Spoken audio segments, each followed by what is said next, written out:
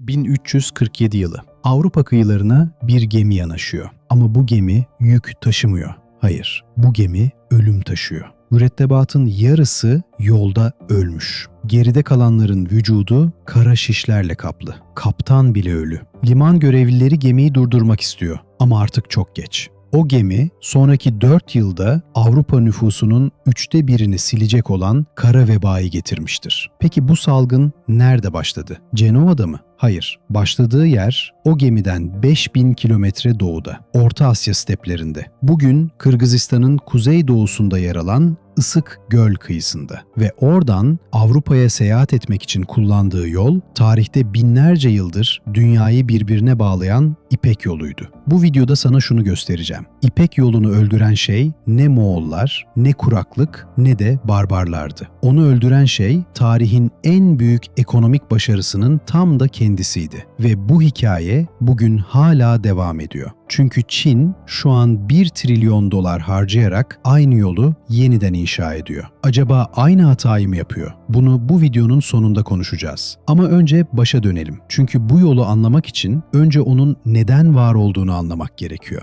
Peki 5000 yıl önce kim, neden, ne için bu yolu açtı? Tahmin et bakalım.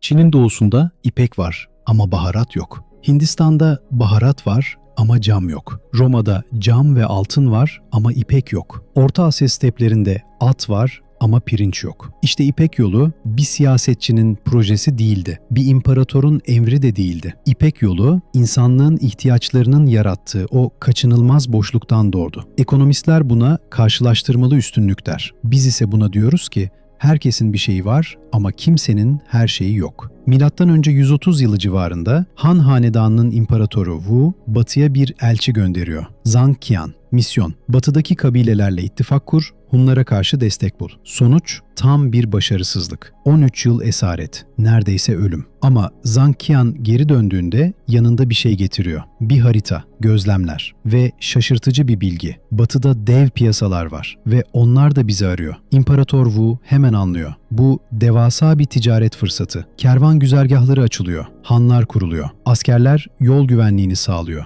ve dünyanın ilk küresel ticaret ağı neredeyse kazara doğuyor. Peki İpek yolu aslında ne taşıdı? İpek mi? Evet tabii ama asıl taşınan şeyler çok daha derindi. Kağıt Çin'den batıya, barut yine Çin'den, pusula tahmin et kim buldu? Veba, kolera, çiçek hastalığı.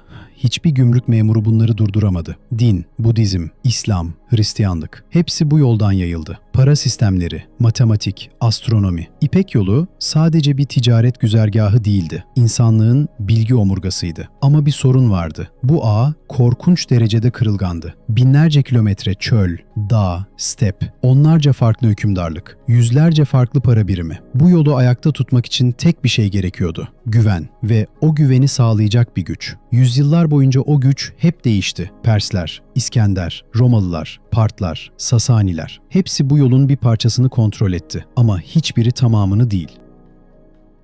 Ta ki 13. yüzyıla kadar. Çünkü o yüzyılda tarih kimsenin beklemediği bir ismi sahneye çıkardı. Ve bu isim İpek yolunu hem kurtardı hem de mahvetti. Cengiz Han, 1206. Orta Asya steplerinden çıkan, okuma yazması olmayan bir kabilenin lideri. Tarih kitapları ne der? Yıkım, katliam, barbarlık ve bunlar yanlış değil. Cengiz Han gerçekten de insanlık tarihinin en büyük katliam makinelerinden birini kurdu. Ama şunu hiç düşündün mü? Moğol İmparatorluğu'nun zirvesinde Atlas Okyanusu'ndan Pasifik'e kadar tek bir hanedanlık hükmediyordu. Bu, dünya kara yüzeyinin yaklaşık %30'una denk geliyor. Ve bu imparatorluğun içindeki bir tüccar, bugünkü Los Angeles'tan Londra'ya kadar olan devasa bir mesafeyi tek bir pasaportla seyahat edebiliyordu. Buna tarihçiler Pax Mongolica yani Moğol barışı diyor. Düşün, 1250'li yıllarda bir Çinli İpek tüccarı yola çıkıyor. Hangi güzergahı kullanacak? Seçeneği çok. Seyahat etmesi güvenli mi? Evet. Çünkü Moğol yasaları yani yasa yol soygunculuğunu doğrudan ölümle cezalandırıyor. Para transferi yapmak kolay mı? Evet. Moğollar erken bir banka sistemi kurdu. Ortak adı verilen ticaret ortaklıkları. Gümrük var mı? Minimal. Korumalı kervan güzergahları var. Marco Polo'yu duydun mu? 1271'de Venedik'ten Çin'e gidiyor. 25 yıl orada kalıyor. İmparator Kubilay Han'ın sarayında hizmet ediyor. Geri döndüğünde anlattıkları Avrupa'yı şok ediyor. Bu adam yalan söylüyor diyorlar. Çünkü anlattığı refah ve düzen o dönem Avrupa'sının hayal sınırlarını aşıyordu.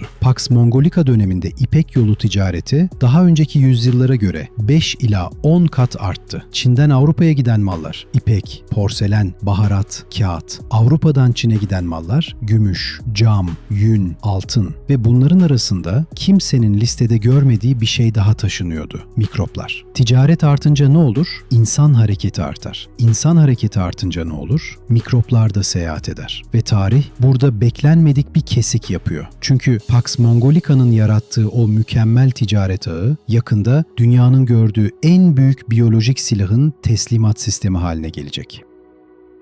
Isık Göl 1338. Sovyet arkeologlar 1885'te Orta Asya'da bir mezarlık keşfeder. Mezar taşlarında Süryanice yazılar var. Tarih 1338 ile 1339 ve o yazılarda tekrar eden bir ölüm nedeni var: Musluhon. Araştırmacılar yüzyıllarca bu kelimenin anlamını tartışır. 2022'de yapılan DNA analizi kesin cevabı veriyor: Yersinia pestis, yani veba. Burada Kırgızistan'daki bu küçük mezarlıkta insanlık tarihinin en büyük katliamı başlıyordu. Ve nasıl yayıldı biliyor musun? Orta Asya'daki dağ farelerinde yaşayan bir bakteri farelerdeki pireler aracılığıyla insanlara geçiyor. Peki o insanlar kim? Kervan tüccarları. Peki kervanlar nereye gidiyor? İpek yolu boyunca, doğudan batıya. 1346 veba Kırım'daki Kefe Kalesi'ne ulaşıyor. Burada ilginç bir şey oluyor. Moğollar kaleyi kuşatıyor. Ancak veba Moğol ordusunu vuruyor. Moğol komutanı ne yapıyor? Vebadan ölen askerlerin cesetlerini mancınıkla kalenin içine fırlatıyor. Tarihte kayıtlı ilk biyolojik savaş. Kaledeki Cenevizli tüccarlar gemilere kaçıyor ve o gemilerden biri 1347'de Avrupa'ya yanaşıyor. 1347 ile 1351, sadece 4 yıl.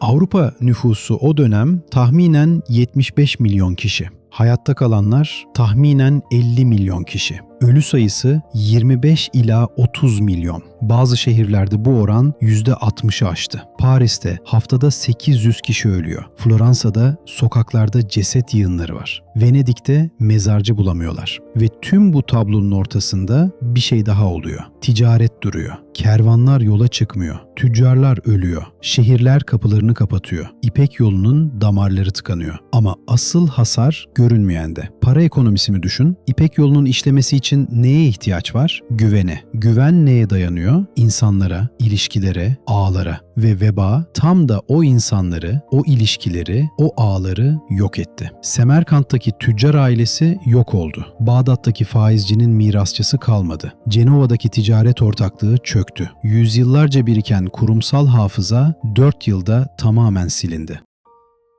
Peki bu kadar mı? Hayır.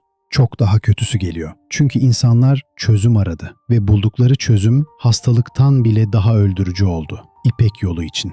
Veba geçiyor yavaş yavaş. 1360'larda Avrupa bir daha nefes almaya başlıyor ve insanlar İpek yolunu yeniden açmaya çalışıyor. Ama artık dünya eskisi gibi değil. 1370, Semerkant'tan bir adam yükseliyor: Timur. Kendini Cengiz Han'ın mirasçısı ilan ediyor. Hedef: İpek yolunu yeniden kontrol altına almak. Sonuç: felaket. Timur'un orduları geçtiği her yerde şehirleri yerle bir etti. Bağdat yıkıldı. Şehrin 90 bin sakini öldürüldü. Delhi yakıldı, yıkıldı. Şam yakıldı. Semerkant'ı güzelleştirdi evet, ama besleyeceği ticaret ağını çökertti. İpek yolunun en kritik kavşakları artık ya harabeydi ya da boştu. Kervanlar güzergah bulamıyordu. Tüccarlar risk almak istemiyordu. Doğu ile Batı arasındaki ticaret durdu mu? Hayır. İnsanlar alternatif aradı ve o alternatifi bulmak için denizlere açıldılar. 1488, Portekizli Bartolomeu Diaz Afrika'nın güneyini dolaşıyor ve Ümit Burnu'nu geçiyor. 1498, Vasco da Gama Hindistan'a ulaşıyor. Hem de deniz yoluyla. Bu o kadar büyük bir devrim ki ekonomi tarihçileri buna ticaretin devrilme noktası diyor. Çünkü deniz yolu her şeyi değiştirdi. Bir kervan ne kadar yük taşır? Birkaç ton, belki 10. Peki ya bir Portekiz gemisi? 300 ton, 500 ton. Kervan Çin'den Avrupa'ya ne kadar sürede gider? 1 ile 2 yıl.